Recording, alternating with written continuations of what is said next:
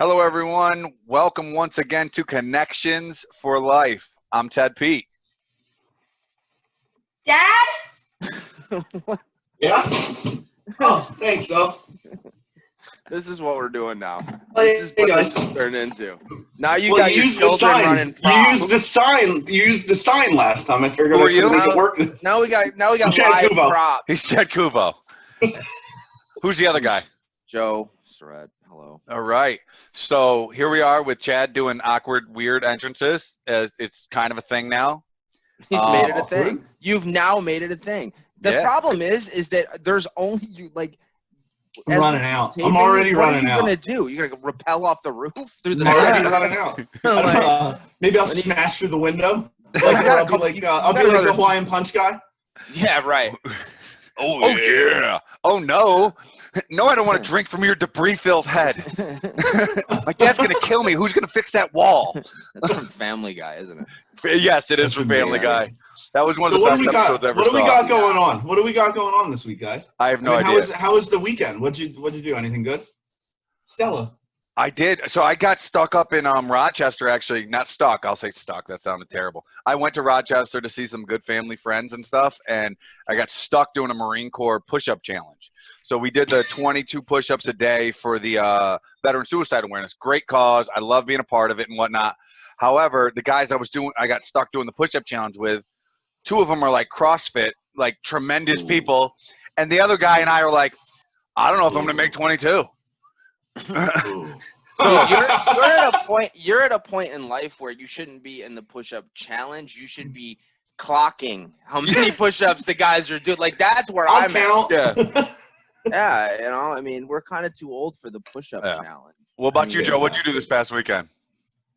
Nothing. Working on the house, painted, spent time with the girls, standard, normal, every day. It's been hot. Upstate New York's been hot. So, It's been hot everywhere. Do not Try to- complain. try to We have stay It's out been of hot the sun. everywhere. 6 months of No, winter I here. love it. It's just been kind of when you go outside and do outdoor activities with the kids. You're in your like 2 a weeks of couple summer hours, right now. you're burned out. They're beat up. So it's Well, you can't say anything, Chad. You live in the Rust Belt of America. Hey, it's good for corrosion, guys. This is great for corrosion, guys. Anyways, who do we got? Who do we got this week? Yeah, who do we got, Ted? We got Bill Cantrell, and he is a really, really, really, What a gem. really gem. Yeah. Yeah. He was the president. He's the past president and CEO of SourceGas, headquartered up in Denver, and he was also the president of SGA And So- TECO. and TECO. Yeah. And TECO, So- yes. Yeah. It's So he's a pretty neat guy. Just, I mean, some really good perspectives, I think, on the past of the industry and what he thinks the future is going to hold for the industry, and just some really cool insight on a guy that's really been entrenched in our industry for a bunch. He's had a of lifetime years. in it. It's awesome. He really does. Yeah. It's awesome. It's really cool to talk to him. It was a he's lot of definitely fun. also one of those people that would have never gave any of the three of us their time of day before. So this That's is okay. really cool for us guys. It is neat. I love it. It's really cool. I It's don't really know neat to about be able to that. talk I to just, Bill. it's weird. I mean, we kind of joke about that. Joke like, about these that, guys yeah. are a good important, point. but I think the reality is that like, it's pretty cool to get to know people that you wouldn't be able normally. We wouldn't have been able normally to get to know. I mean, Bill's obviously somebody that's pretty high up there and has a really pretty high standing within the gas industry, and we're still all kind of working our way up. So just be able to speak to him and get his perspective and what he's seen and what he thinks the future looks like based on the things that he's working on and his natural gas champions course, which we'll get into that. I mean, the guy is just a really fun person to talk to. Yeah. I think our interview was probably 20 or 30 minutes long. I don't really know how long, but It was over 20. Yeah, he was Joe. I mean, what we say about kind of what Ted said, it's not so much that. I think we have the ability through all of this too, I think it's really we could have probably talked to him for right, but we've created a relationship with him, not just through the interview. We talked to him probably for an hour outside of the 20 minutes that we actually. And we do that with everybody. And but it's really neat, especially when we get to learn about his past, about his his life, his kids. It's just really cool. And I think that's Well, something, it goes to the root of it goes to the root of the show. Like we're building connections within the show. It really is. It's so cool. So, I guess we should get into the interview. I hope everybody loves it. So without further ado, welcome to the show, Bill Cantrell. And we would like to welcome Bill Cantrell to Connections for Life. How you doing, Bill? Thank you for joining us. Well, thank you very much. I'm doing great. Hey, Bill. It's good to see you, Bill. How's Florida? It's rainy right now. It's been that's a positive, right? It's been very dry, but we're finally getting some rain. That's awesome. So we're really glad to have you on the show, Bill. Definitely a lot to talk about, and I just wanted to start and kind of with our normal opening question. Why don't you tell us a little bit about yourself and your career progression in the natural gas utility world? Sure. Well, I'm back in Tampa, where I was born and raised. I tell people I went to school up north. That means Atlanta. I went to Georgia. And when you're from Florida, that's up north, right? It was cold up there. Why don't you come visit me in the winter, Bill? Yeah, Central New York. My daughter's in Boston right now, and she, it's just so cold. They've had a couple of snows. But anyway, I spent 4 years at Georgia Tech. I received a Bachelor of Science in Electrical Engineering in 1974. Came right back to Florida and started working. I got an MBA from the University of Tampa, going to night classes. Fortunately, I finished in 1979 when our first child was born. So the timing worked out pretty good. I actually started on the electric side of the business. I worked for Tampa Electric for about 20 years. And then I moved over to the gas side of TECO Energy when we acquired People's Gas System, which was the largest natural gas and propane company in Florida. Then I retired in 2009, but I reeled you back. Sure you did. Sure you did. Every time they think I'm out, they pull me I was back. only 56. I had a lot of energy. I missed the gas business. And so someone called me after about 4 months and said, hey, you still want to work some? And I wound up moving to Denver and became the president and CEO of SourceGas, which was headquartered. Do you want to work some? I became president and CEO. So, like work some's like go mow lawns, Bill, not become president. Greeter at Walmart. It was, believe me, it was work. We served 400,000 customers in 4 states. I was on the run all the time. But anyway, I worked there from 2010 to 2013. I retired again, but what I've discovered is I'm not really very good at retirement. So I ultimately went to work again. Wow. There's nothing wrong with the no retirement thing. I think that's really, after you do it for so long, it becomes such a big part of your life, and it's happened to kind of all of us. Yeah, it really is, and we know so many people like that. Yeah, it's a hard thing, when you've worked for so long to just step away and just have. I mean, I know me personally, I can't sit down for 10 minutes, so I don't even know what retirement would look like. But I can appreciate how difficult it must be to kind of walk away from something that's so dear to you, to just leave it behind.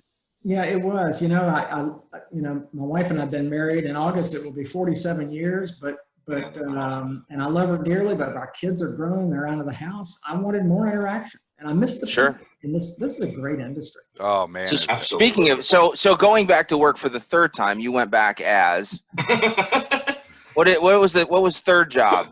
Lawn career, mowing. Third career. Lawn mowing.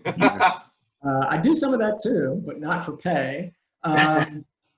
Someone contacted me about joining SGA as a full-time position. I've been on the board since 1997 when I moved over to the gas side.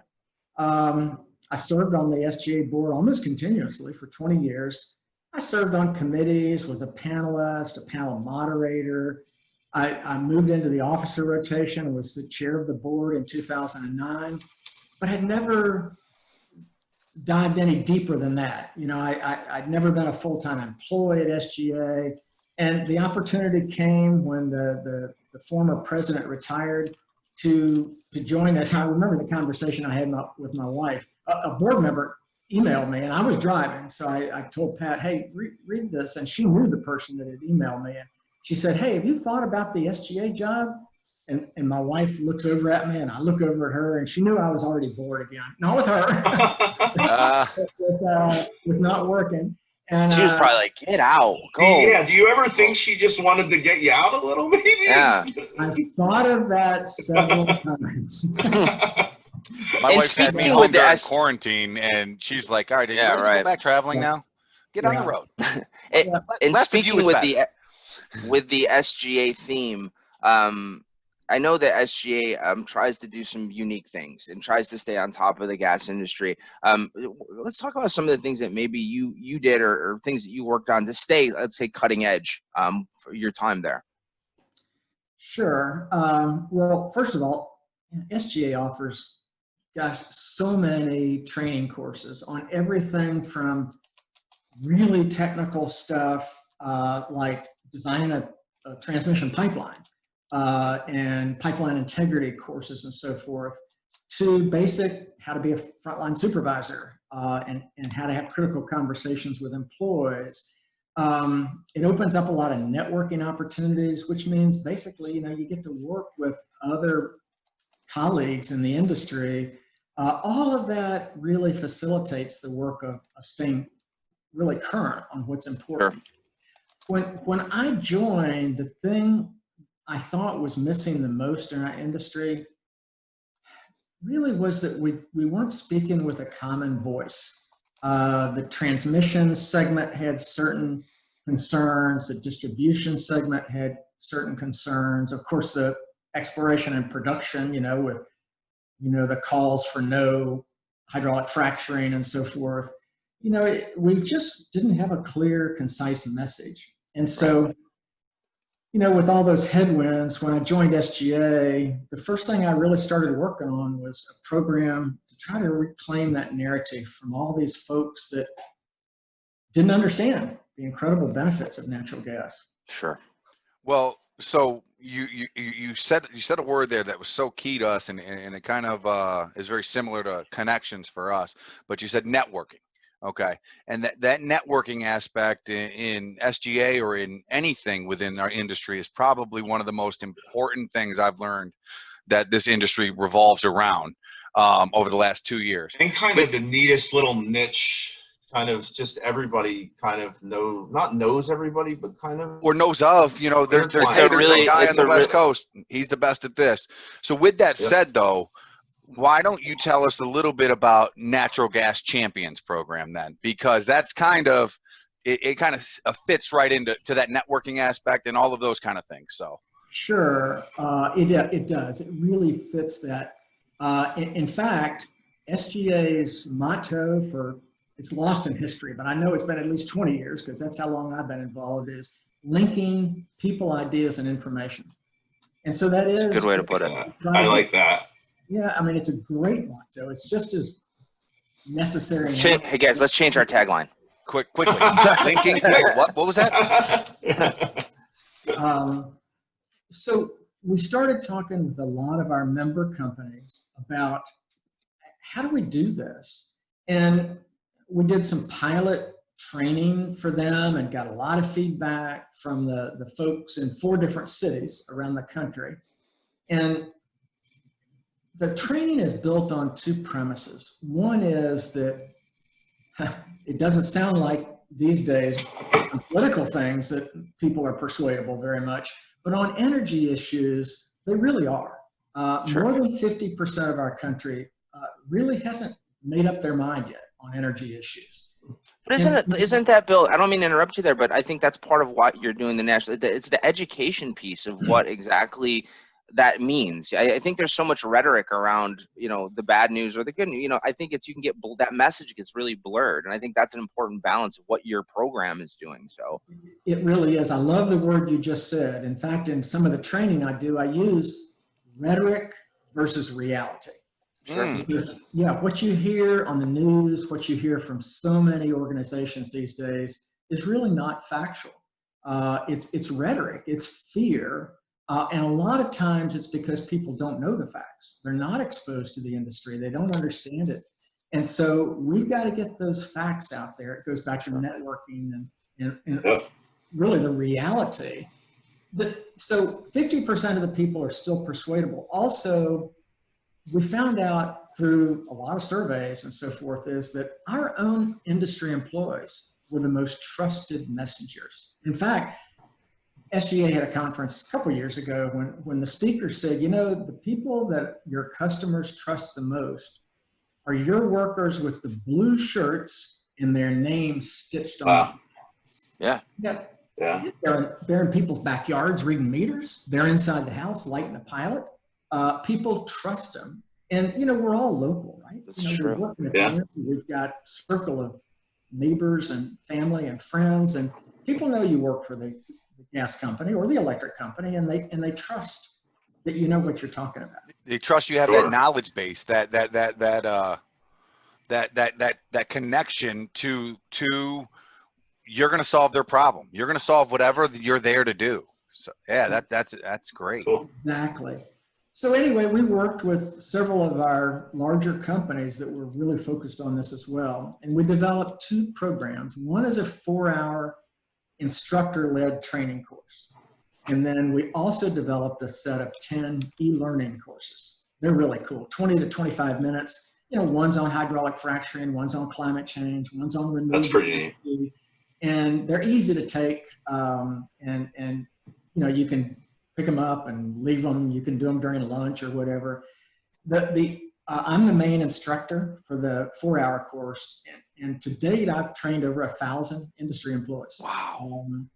More than 20 of our companies are using the e-learning courses. So, I mean, going back to this connection and to get the facts out, really the goal of this whole program is to train as many of our industry employees as possible, to not only be confident, but also willing to have those conversations. That's awesome. That's really neat. Wow. I think that's sometimes that's the thing that you really struck home with me when you talk about how the people that are trusted are the guys that are going in the house and the meter. It's not so much the guy in the suit at the top of the building. And man, the more you can educate, I've looked over your program, I've looked over all the things. I haven't taken it yet. It excites me, and I want to, especially now talking to you about it. But it just looks like really great information for anybody from a meter reader all the way up to you know, director level in the utilities. Just so much information. It's awesome, really. It really is. And you know, a lot of people come into the course naturally a little worried. Oh gosh, are they going to ask me to do public speaking? Or are they going to ask me to argue about the science of climate change or something like this? And I reassure them, first of all, this is not anti-coal, it's not anti-electric, it's not anti-environment, it's pro-natural gas. And we have such an easy argument to make. Well, actually, I shouldn't use the word argument, because I tell people, don't argue. You know, you're just going to get the other person to dig their feet in the ground. Exactly. It's an education. Proactive conversation. Yeah, it's just education. Go ahead, John. I just wanted to add there, Chad. One of the cool things about, I think, your program is there's a lot of people that are in this industry from a sales perspective or different parts of organizations that are in the natural gas, you know, under that umbrella. Bubble, and a lot of those people work a long time doing their specific function in the gas utility world or gas world, natural gas world. Even in our function, right? What we do. I mean, you could be so myopic to that just area that you're in that you really don't even understand the whole global impact of natural gas and how that all affects everything else. So I think your courses, the one thing I wanted to point out and where I was going with this is it's not just for the guy that just started in the natural gas industry. It could be for somebody like me that's been in for 10 years that there's a lot of stuff I still don't know. It's very educational to be able to provide more value for even people that have been in the industry a long time. So that's just one thing I wanted to point out. It's not just a new, you know, for new hires. No, it's pretty amazing the amount of people that don't know things about hydraulic fracturing that are in the utility world, and people automatically give that a bad name. Where if you compare it to some of the things they did years ago, it's way far ahead. Well, you're afraid of what you don't know inherently. Yeah, that's exactly right. And Bill, you've had such a great past and everything like that, and you've been in this world for so long, and you've done so much. I guess my question is, how do you see the industry in the next 20 years? Does it grow? Does it slow? Does it, you know, just your opinion? I know obviously you can't hold it to be true, but it's really, it would be good to We're get gonna that watch insight this in from you. 20 years, Bill. Yeah. Yeah, we're gonna hold you to whatever you're saying. Let's go into the time capsule. No, I'm 67, so if you hold me to it, what's going to happen in Be 20 awesome. years, I may not care quite as much. Funny how that works, huh? Hopefully I will care. Hopefully I'm going to be alive and kicking and playing tennis and annoying Yes, my sir. grandkids 20 years. I'm more worried about me than you. You know, here's where I think we'll be. I'm an optimist. I think the facts ultimately win the day. I think our program, Natural Gas Champions program, will help make it that way. But you know, first of all, we serve 177 million Americans around the country right now with natural gas. I think we're still going to be serving that many or more. In fact, the low stable prices of natural gas are bringing some manufacturing jobs back to this country. So I think we're going to be just as robust.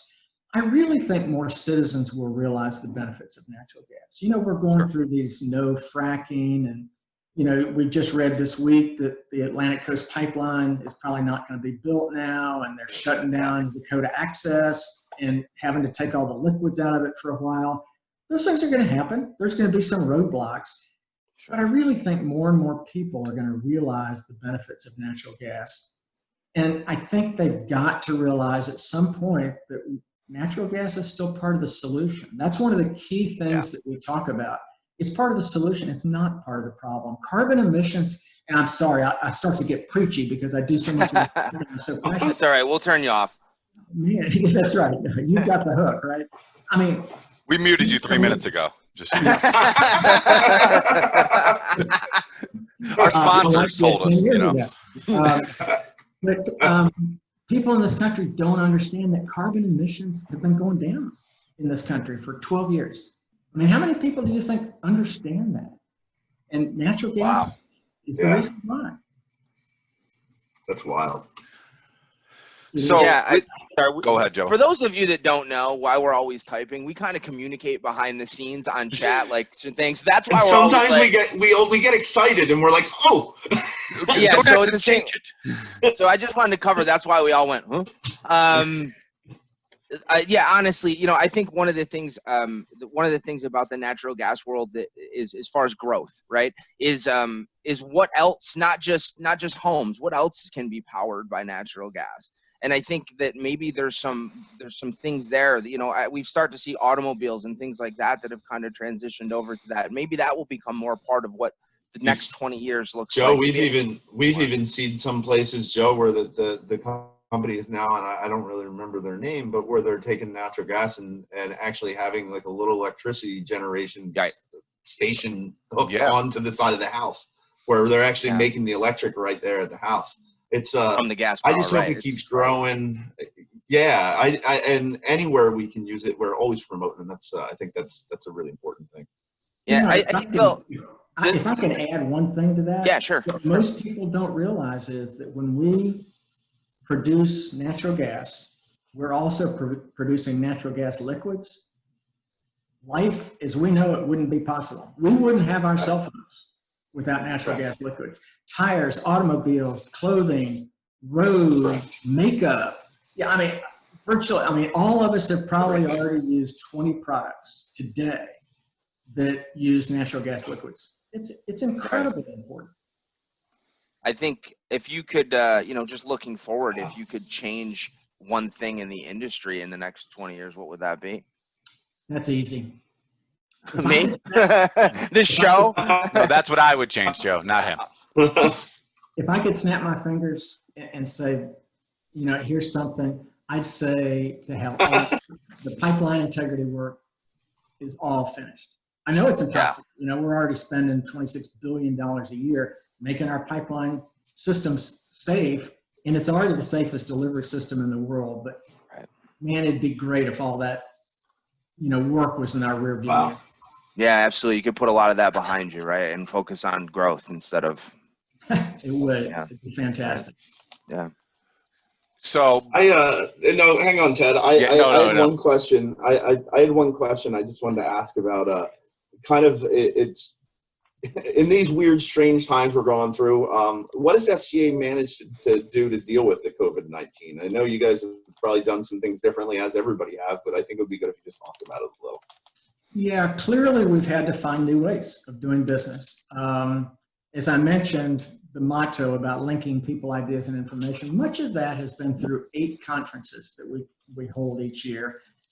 You know, we got the first 2 in February before everything shut down, but now we've had to cancel the other 6. We've wound up converting those into virtual events. And you know, the positive thing is, I think we may see even more engagement from our members. They don't have to travel. The cost is less. People are used to working from their offices now, like we all are. And the situations encourage more virtual training. One of the values that the SGA staff has is pivoting with purpose. And they really have. We are offering incredible. I mean, it's killing us sometimes because we're offering 3 to 4 workshops every week. Some of them are hour-and-a-half courses. Some of them are 3-day courses. But thousands of industry employees are going to benefit. I mean, for example, I've taught natural gas champions online twice since May. I've also taught a course on the direct use of natural gas versus electrification. Some of our training events have had more than 150 people, and all this is while employees are working from home. So, you know, you're able to increase your attendance numbers just by default because more people are able to view and be part of the experience. Yeah, there's no expenses accompanied with, you know, traveling to an SGA event or any of that. Awesome. It's right here. So that's phenomenal information, Bill. I think we've covered such great depth of the industry. We could probably spend another hour with you too and have no problem. Just questioning all the questions. But so you and I both share a love of a certain game. So I'm going to ask you this one here. So who is the best or the neatest person that you've ever played tennis with or against? Sure. Well, you know, I've had some neat experiences playing tennis at Georgia Tech, and then some you know, semi-pro. I never played the professional circuit, but I guess the neatest one is Jim Courier. Okay. Most people remember Jim won a couple Grand Slams tournaments. I wound up getting to play in a mixed doubles pro-am fundraiser here in Florida.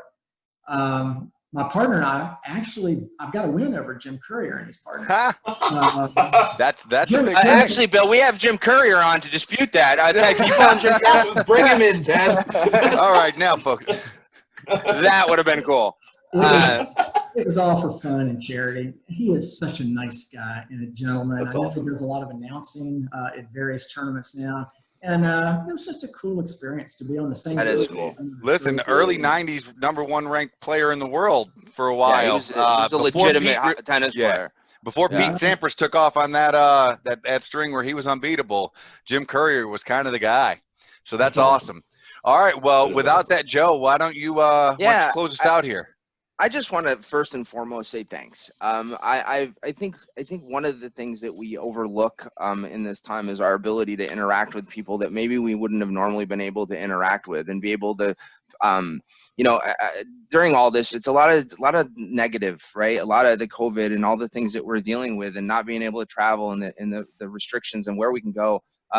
But we've also been able to really still be relevant and push more content and be able to use that education piece to continue to deliver that message. And I just want to thank you for A, coming on our show, but B, also continuing to do that.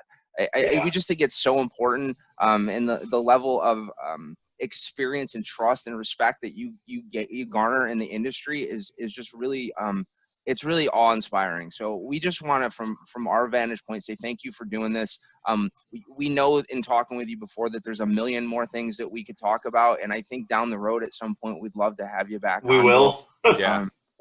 To talk about maybe it'll be an SGA event live. Yeah, you know whatever we end up kind of doing, but just again from all of us, we before this never got to know you or didn't know you before, and now I feel like you know, when I see you, we can shake hands and have a pretty cool conversation. So from that angle, it's really awesome. So thanks for everything, guys. I don't know if you have anything to add. We appreciate it. Joe, you did a great job. I really can't say anything more. I just appreciate your time. Appreciate you talking to us, and and especially your knowledge. Really appreciate that you share the knowledge with us and everybody else in the industry. Thanks Absolutely. so much to your whole team, from Dan on down, for the opportunity to chat with you. This was fun. Yeah, This was a blast. That's why we Hey. do it, because it is fun. Right? So, hey, thanks, Bill. Until next time, thanks for joining Connections for Life. Thank See you, you soon, Bill. Bill. One. Well, Bill, hey, thank you so much for coming on the show. Great interview. Really appreciate everything you had to say. Now we're going to keep moving, get into our next segment. Joe, why don't you lead us with a little industry update? Me? I thought it was Chad. Yeah, no, I didn't All right. have one.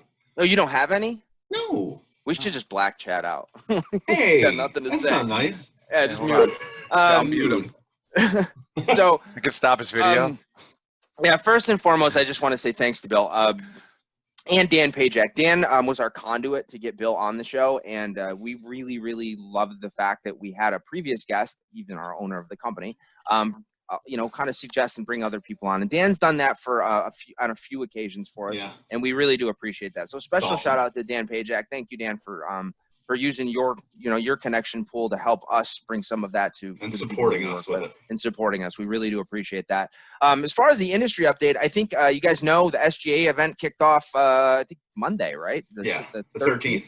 13th. That goes, they have a whole bunch of things going on. I could sit and talk to you about everything that's going on there. We have a couple of neat things coming up that we're going to talk about in subsequent shows. You'll probably know more next week, some of the interesting things that we're going to do. But I would just say, just get on SGA, their website. They have a bunch of keynote speakers. They have, I guess, seminars and things every single day. Virtual booths. Right? Virtual Virtual booths. trade show booths. It's extremely easy to navigate. They've done a really, really good job with it. So again, more information will be coming out next week about what we're going to be doing and some interesting, cool things with the boys over at EWN. So we're excited to work with those guys again.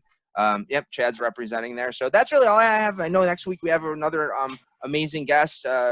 Ted, you want to roll into that? Yeah, so we are bringing onto the show Donna Stoughton from Charter Plastics, and Donna was one of the first folks that I got to meet when I came into the industry. She really she's just a great person, and I'm really looking forward to the interview with her. It's gonna be a blast.